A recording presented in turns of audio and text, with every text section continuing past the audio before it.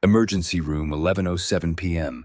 The wail of the ambulance siren still echoed faintly in my ears as I stepped out of the back compartment. Inside Massachusetts General Hospital, the air was saturated with a cold, sterile white light, as if every trace of color had been drained away. The automatic doors slid open, a rush of chilled air sweeping across my face, the sharp tang of antiseptic seeping all the way down my throat.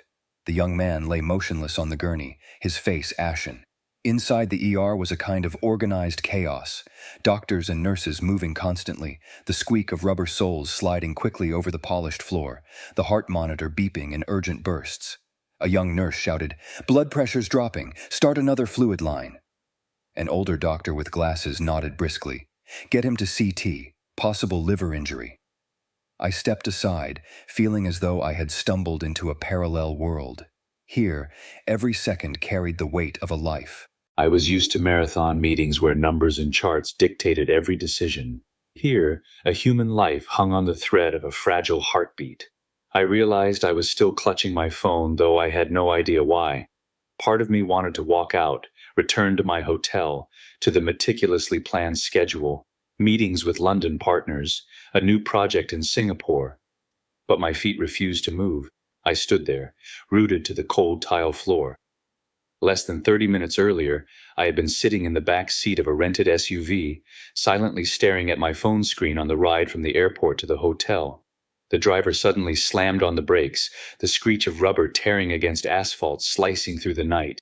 Ahead of us, a figure had collapsed onto the blacktop, a phone skittering away, its screen still glowing. A car had already sped past and vanished, leaving behind the acrid scent of burnt rubber hanging in the air. I don't remember exactly how I flung the door open and ran, only the sting of the Boston winter wind against my face and the metallic tang of blood filling the air as I knelt down. The young man, no more than 25, had dark hair matted with blood, his eyes half open, breath shallow and uneven. One leg was twisted at a grotesque angle, the fabric of his pants ripped to expose a mottled purple bruise. I yanked out my phone and dialed 911, my voice breaking as I gave the address. While waiting, I stripped off my wool coat and wrapped it around him, both to keep him warm and to shield the trembling of his body. He tried to move his lips, but only a choked groan escaped. I gripped his hand and said quickly, "You're okay. I'm here. Just keep breathing. They're on their way." When the ambulance arrived, I didn't think twice. I climbed in with him. He lay motionless, the monitor emitting uneasy beeps. One paramedic pressed down on a wound at his knee and called to his partner, "Blood pressure's dropping fast. Possible liver laceration." Now, in the emergency room, everything was still moving at a dizzying pace. The harsh white light cut through the air, the rapid clatter of medical shoes echoed off the walls. Nurses rushed back and forth with IV bags, and doctors called out vital signs. The monitor flashed numbers that seemed to be in freefall. As I paced anxiously in the hallway, two figures came hurrying in. One was an older woman, her hair heavily streaked with gray, her weathered face etched deep with exhaustion. She wore a worn coat and clutched a leather handbag with frayed straps. Behind her was a young woman, thin, still in her restaurant uniform, a beige shirt and an apron blotched with oil stains. "Where's my son?" The mother's voice was hoarse, breaking apart under the weight of panic. A nurse stepped in, quickly explaining the procedure and handing over a stack of papers to sign. The mother's hands shook so badly she couldn't hold the pen without bursting into sobs. The young wife was crying too, her breath catching in ragged gasps, but she fumbled for the pen, signing in her husband's place, nodding frantically as if afraid of losing precious seconds. He just called his mom on the way home. Said he'd be back soon," she stammered through tears. The mother turned to me, her eyes bloodshot and wet, searching for something, anything in my face. Were you there when he fell? Did he suffer much?" I opened my mouth, but my throat tightened. All I could manage was a nod and a quiet, "I was with him. I didn't let him be alone." A doctor stepped out and spoke quickly to the family. "The injuries are severe. We'll do everything we can, but it depends on whether we can get the bleeding from his liver under control." The mother clutched his hand, her voice pleading, "Please, doctor, please save my son. He just got married. He has his whole life ahead of him." The ER doors closed, sealing in the muffled sound of her sobs. She collapsed into a chair, burying her face in her hands, her shoulders trembling. The young wife leaned against the wall, her eyes vacant, as if every ounce of strength had drained from her body. I stepped back down the hallway to give them space, but my eyes stayed fixed on them, watching every movement, every flicker of expression. Maybe it was because I had never been so close to a moment this fragile, where time seemed to stretch into endless seconds. Outside, Boston was still deep in winter, the wind cutting like knives. But in here, I felt a different kind of cold, a cold that seeped straight into the bone. This trip was supposed to be just a brief stop. I had planned to go straight from the airport to the hotel, skim a few emails, and get some rest before my next flight. But in just a few minutes, everything had veered off course. I didn't sleep at all that night. The five-star hotel sat in the heart of Boston, its heavy drapes shutting out every trace of streetlight, the bed so wide and soft that most guests would have drifted off within minutes. But I lay there, eyes fixed on the ceiling, listening to the steady hum of the air conditioner, like the breath of some unseen creature. The smell of blood and antiseptic from the ER seemed to linger in my nose. Every time I closed my eyes, the young man's face returned, eyes half open, a gaze that was both bewildered and pleading, his cold hand gripping mine.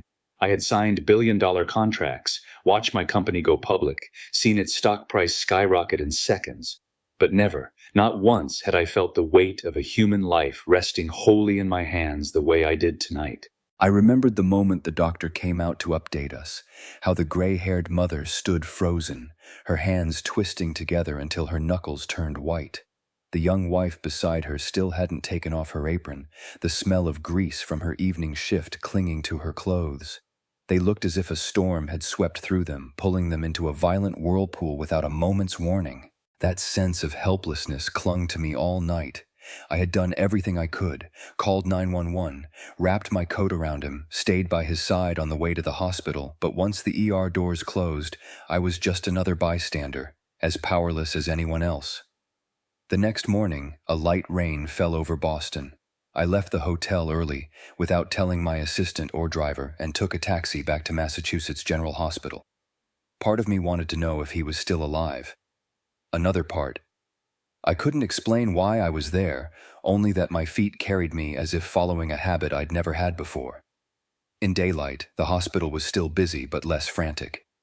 I gave the receptionist his name, told her I'd been with him since the accident, that I only wanted to know if he was doing okay.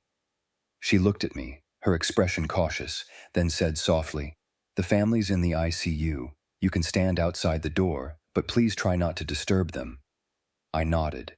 In places like this, gratitude feels smaller than a nod. Through the glass door, I saw him lying motionless, a web of tubes and lines running into his body. The monitor beeped in a slow, steady rhythm, like a clock ticking down.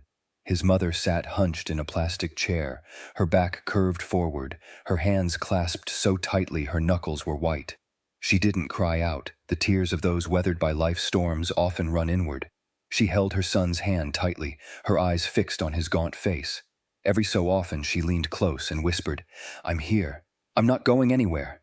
Do you hear me?" Her voice was hoarse, as if each word had to be dragged over a heavy stone lodged in her throat.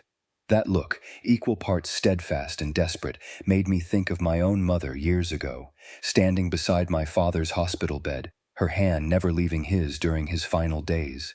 I looked at her and felt an emptiness I'd been ignoring for far too long. A while later, the young wife returned, holding a paper bag of coffee, her eyes swollen and red. She set a cup on the table, then quietly sat beside the mother, her hand gently resting on her shoulder. No one spoke. Only the steady sound of the ventilator filled the room, and the silence between them felt as heavy as lead. I stood outside the glass door, not wanting to disturb them, but the mother suddenly turned and caught sight of me through the pane. Her gaze crossed the sterile air and landed on me. I stepped closer, tapped lightly, and asked through the small opening, "Ma'am, I was with him last night. I just wanted to know, how is he today?" She rose, her hand instinctively clutching the edge of her coat, and came nearer. Up close, I could see the silver strands at her temples and the cracked weariness in her sleep-deprived eyes. "Thank you so much," she said quietly. The doctor said his liver's torn. They're still monitoring. Might have to operate again.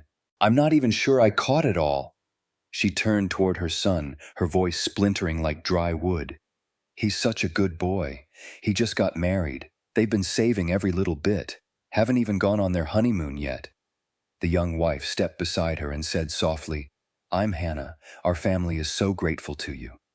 I nodded and replied in a low voice, I'm Richard. I wasn't sure whether to offer my hand sometimes. In a hospital, handshakes feel unnecessary, but Hannah reached out first.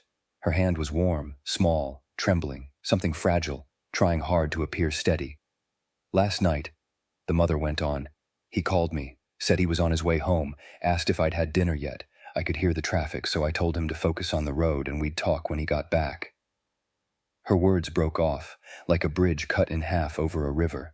Something tightened in my chest. In this world, there are countless conversations interrupted by accidents, but each one is its own universe that will never be completed. A doctor approached, stethoscope still around his neck, a clipboard in hand. We're trying to control the bleeding from his liver.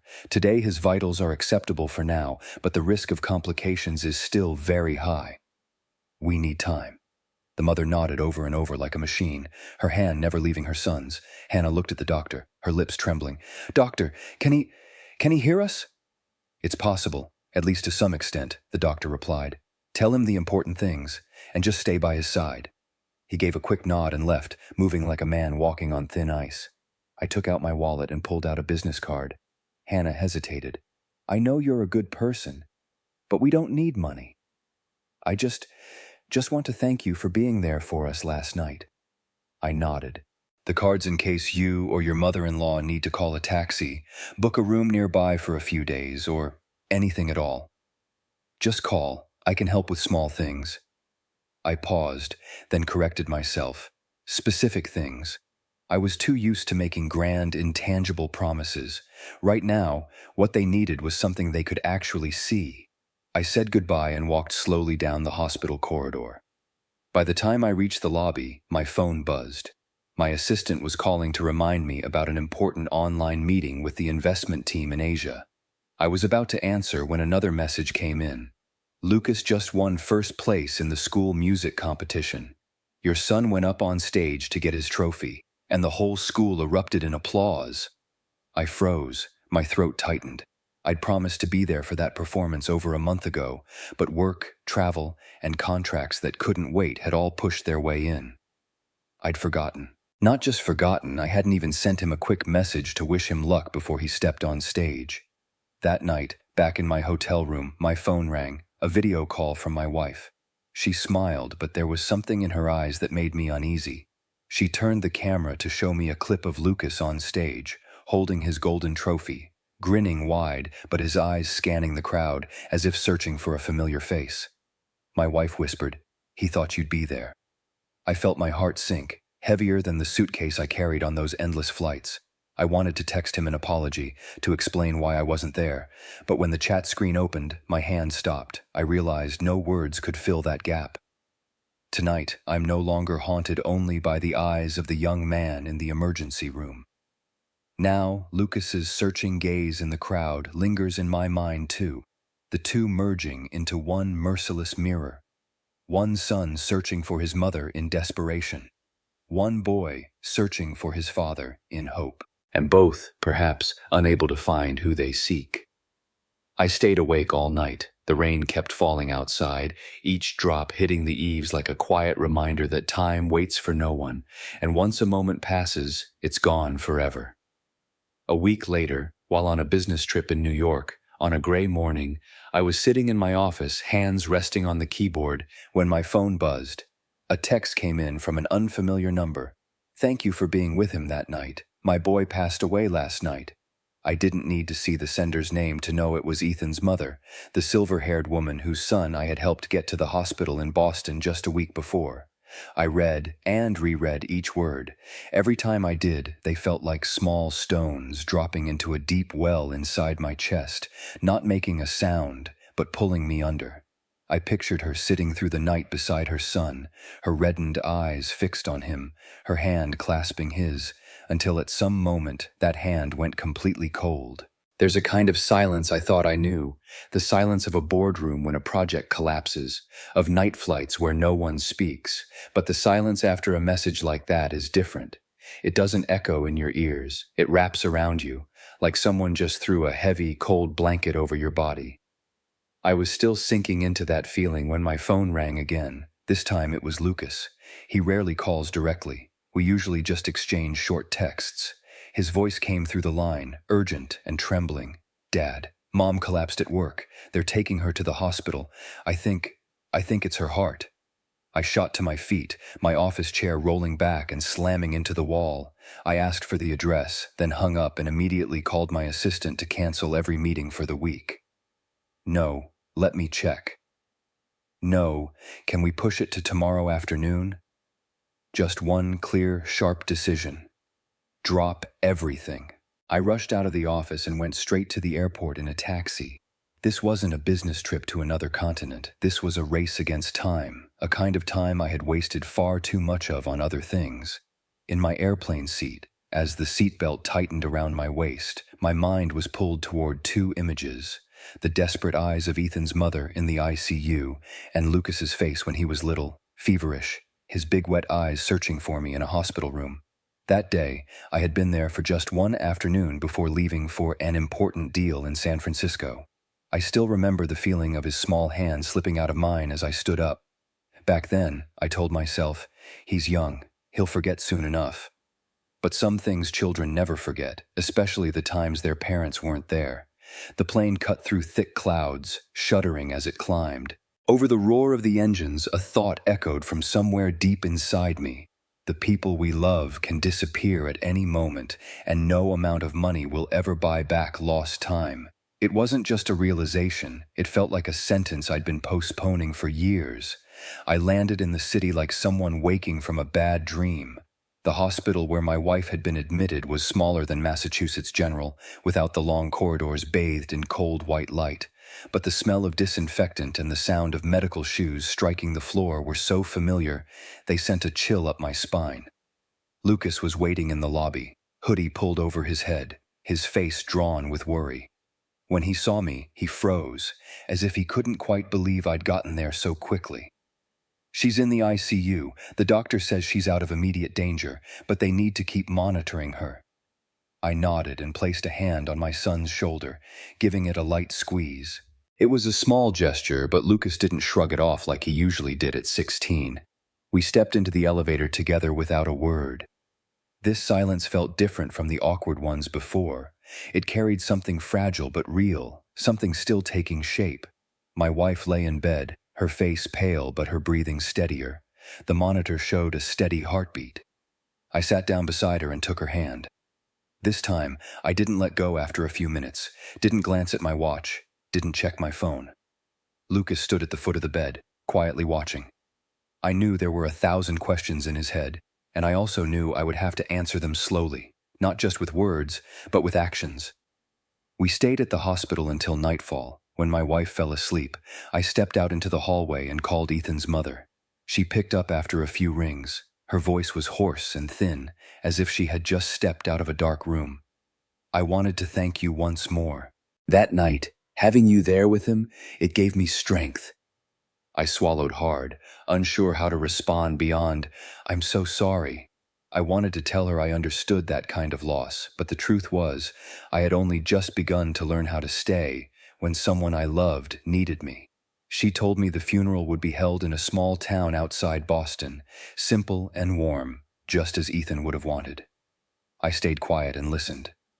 When I hung up, I sat for a long time on the plastic chair in the hallway. In a corner, Lucas sat hunched over his phone. I realized that before, this sight would have made me annoyed or frustrated, thinking, "You never really talk to your dad." But now, all I felt was gratitude. At least he was here. There was still time to relearn how to talk to each other. That night, back home, I took a gray sweater from my suitcase. The dried bloodstain at the hem had hardened, faded to a pale brown. I hung it in the closet next to my expensive suits. It didn't match the rest, but I wanted it there, so that every time I opened the door, I would remember two hands, one I couldn't hold on to and one I still had time to keep holding. I knew that starting tomorrow, nothing could go back to the way it was, and maybe I didn't want it to. Once you've seen how fragile life truly is, you stop living by postponing what matters. A few weeks later, my wife was discharged. The doctor advised close monitoring, avoiding stress, and keeping a healthy diet. On the day we left the hospital, late winter air lingered. We didn't head straight home. Lucas suggested stopping by the park nearby to get some fresh air, and I agreed instantly. He pushed his mom's wheelchair, his old sneakers muddied, but his steps lacked the usual reluctance he had whenever he was dragged somewhere with the family. We sat by the lake, watching ducks swim in neat lines. My wife turned to me, smiling wearily. "I think you're changing." I didn't deny it because I could feel it too. Since coming back from Boston, I'd found myself spending more time at home, no longer opening my laptop at the dinner table, no longer typing on my phone while my son told me about his day at school. Instead, I was learning how to simply listen, how to watch a movie with my wife all the way through without secretly answering emails. That evening, when Lucas played a new song he'd been practicing on the guitar, I didn't just listen. I tried to memorize every note, as if knowing it by heart could let me hold on to a piece of his youth. When the last chord faded, I said, "I want you to teach me how to play that." Lucas looked up, surprise mixed with a hint of caution in his eyes, as if afraid I was joking. But when he saw I meant it, he nodded. Sometimes a father and son don't need a formal apology, just an invitation to do something together. One morning, as I was making coffee, my phone rang. It was an unfamiliar number with a Massachusetts area code. I answered and heard Ethan's mother's voice. "We'd like to invite you, if you can, to visit our home. Just a simple meal." I accepted. That weekend, I drove alone to the small town outside Boston. The road to their house passed rows of bare trees and low wooden houses with thin trails of chimney smoke curling into the winter sky. Their home was modest, the front yard dotted with flower bushes wilted by the cold. Hannah opened the door, wearing a loose sweater, her hair in a messy bun, her face thinner but her eyes bright. Ethan's mother hugged me, a firm, lingering embrace, longer than I expected. We sat around the table, sharing simple dishes: chicken soup, toasted bread, and a plate of salad. No one mentioned the hospital or the accident. Instead, they told stories about Ethan, how he once broke a window playing ball, camped out all night just to photograph the stars, fixed the school's old printer only to gift it back to the teacher's lounge. Each story was like a small fragment, piecing together the image of a young man full of life, so different from the still figure on the hospital bed that had haunted me for days. After the meal, his mother brought out a small box and opened it. Inside was a faded blue wool scarf. "That night, you put your jacket on him. I've washed it, but I still keep it. And this is the scarf he always wore when it was cold. I want you to have it, as a reminder that sometimes even the smallest act can become part of someone's memory." I took the scarf, feeling each strand of wool as if it held the warmth of the story itself. I knew I would bring it home and hang it beside the gray sweater in my closet, so the two could stand together as milestones I would never want to erase. Before leaving, I placed an envelope on the kitchen counter. His mother frowned slightly. Please accept it to continue the things Ethan wanted to do." Hannah took the envelope, tears streaming down her face. She didn't open it, only said, "He always believed that if you could make someone smile on the worst day of their life, that was the greatest success. Thank you. This means so much to us." I drove back in the golden light of sunset, the long road stretching ahead like a single thread pulling one part of life into another. That night, when I got home, I found Lucas sitting in the living room with his guitar resting across his lap. I sat down beside him, took out the blue wool scarf, and told him about Ethan, not to make him think I was kind-hearted, but so he would understand that every action, no matter how small, can touch someone's life. We played music together late into the night. My wife sat listening, her gaze warmer than any light in the house. The phone buzzed several times on the table, but I didn't look. For the first time in years, I felt I wasn't missing anything by ignoring work. I thought back to that first night in the Boston ER, the look in Ethan's eyes, his mother's hand, Hannah's trembling voice. I remembered Lucas searching for me from the stage when he won his award, and the gentle touch of my wife's hand when she woke in the hospital. all of it wove together into a single thread, pulling me back to exactly where I was meant to stand. The greatest achievement of my life, it turned out, wasn't the numbers in a financial report, or the articles praising a self-made billionaire, or the first-class flights. It was being fully present with the people I love while they are still here.